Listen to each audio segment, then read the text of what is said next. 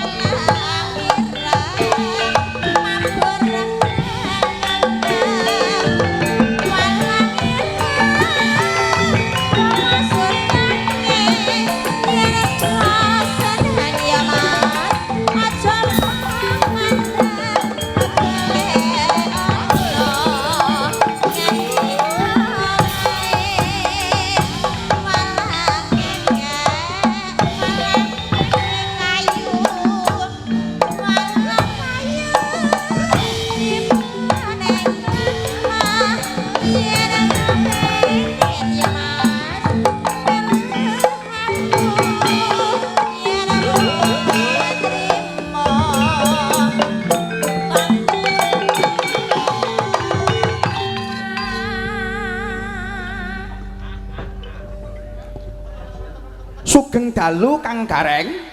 Sugeng dalu Mak Cange, Mbak Limbuk, Pak Dalang, sungkem lan bekti kula katut. Inggih kula tampi kanthi bingahing manah kula Kang Gareng. Alhamdulillah nderek remen nderek bingah Pak. Inggih. Sowan leladi wonten taman Desa Jambon. Desa Jambon. Sing taman jembare Bawira kaya mangkene katon sempit merga kathahé para pamriksa wayang dalu niki. Inggih, luar biasa. Tepuk tangan kangge warga masyarakat Jambon, hebat. Luar biasa. Luar biasa saestu, Pak. Wah, jan niki termasuk rekor penonton terbanyak wonten Kecamatan Jambon. Pancen ngono Kang Gareng. Alhamdulillah remen bingah tata cara kang ginelar syukuran bersih desa. Nggih. Kirien kula menggeh-menggeh iki ora mergo jogete. Menggeh-menggeh Kang Gareng. Lah kok menggeh-menggeh iki piye Kang Gareng? Lagi anyaan joget kaget mercon gede-gede nika, Pak. Karepe ngono nderek nyengkuyung meramaikan acara Kang Gareng. Nggih. Ana itu mak teratap ngoten niku. Akhire budhek kula dadi mari niki wau. Nggih, remen bingah sanget mboten kesupen sungkem bekti kula katur Ibu Kepala Desa tercinta. Inggih Ibu Munarsih. Ibu Munarsih beserta jajaran pemerintahan desa wonten ing Desa Jambon mriki nggih Pak Marsudi. Inggih Kang Gareng. Nggih para sepuh lan pinisepuh sedaya. Mugi sedaya ingkang sami rawuh warga masyarakat wonten ing Jambon niki para pamriksa sedaya pinaringan sehat, pinaringan rezeki ingkang kathah, pinaringan slamet donya lan akhiratipun. Amin. Amin amin ya rabbal alamin. Wah, agenda tahunan mbok menawi menika, Pak. Mugi-mugi Kang Gareng. Oh, lah kok mugi-mugi lah tahun wingi. Wingi ya wayangan. Alhamdulillah. Mugi-mugi sak teruse ya ngene maksudnya. Nggih.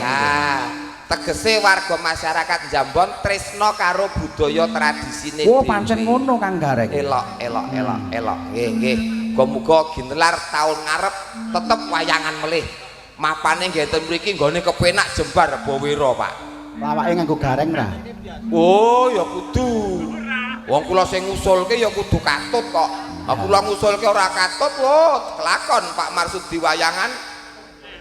Gayeng pokoke. Aku rawani kok. Rawani to kowe? Rawani. Rawani. Soale ka prinsip kula iki ngucap elek neng liyan kok balik luwih elek ning awake dhewe. Mula padha-padha mau ngetokke abab kudu ngetokke abab sing becik kanggone liyan engko balik luwih apik ning awake dhewe. Ya wah, meletik pikiranmu Kang Gareng. Bengkel las apa piye kok meletik iki. Pikiran kok meletik. Encer, Pak, encer. Ya, ya. Encer wong sakake encere kalau mongso metu kuping kok, Pak. Kowe aja nerno lho Kang Gareng. Ben ora doyan sing mangan bakso iki lho kok. Jan awor yoga anggere suwe kangen-kangenan nggih ngeten iki. Heeh. Ning ati-ati yoga ki iso gampang nyolongi rokoke sampean. Oh nek rombongan iki mboten tertib Pak rombongan. Iya iya. Ya mung bakso, Pak. Bakso tekan nggonku kok garek petang dinding tok.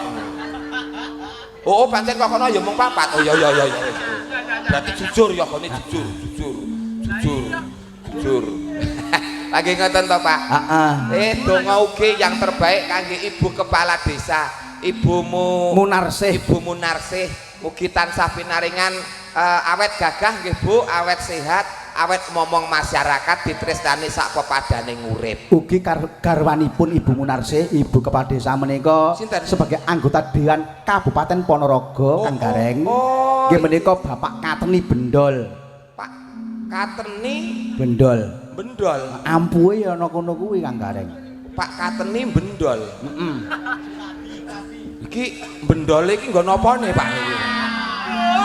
Oh parapan, nama populer. Heeh. Nama populer. Nama populer kondange ya Pak Kateni Bendol kuwi. Nama populer sing kondang sing gampang dikenal masyarakat sing dadekke rezeki nggih Bendole niku. Pak Kateni Bendol. Embane kaya kula. Kula iki nama panggung Gareng Tralala. Ya. Nah, nek buka KTP ten bandara nika setor KTP jeneng kula Muhammad Dion. Iya. Kok ora yakin to nonton rai ku nglumpuk napa piye ora yakin. Muhammad Dion. Muhammad kuwi ya tenan ya jenengmu kuwi ya. Muhammad Ngadiono, Pak.